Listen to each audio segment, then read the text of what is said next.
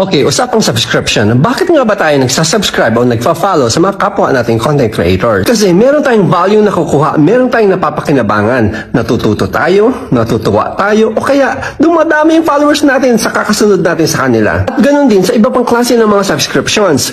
Netflix, Amazon Prime, Costco, Sam's Club, at kung ano-ano pa. Personally sa Netflix, ako lang gumagamit ng account ko. Halos hindi nga siya nagagamit kasi wala naman akong time manood ng mga movies.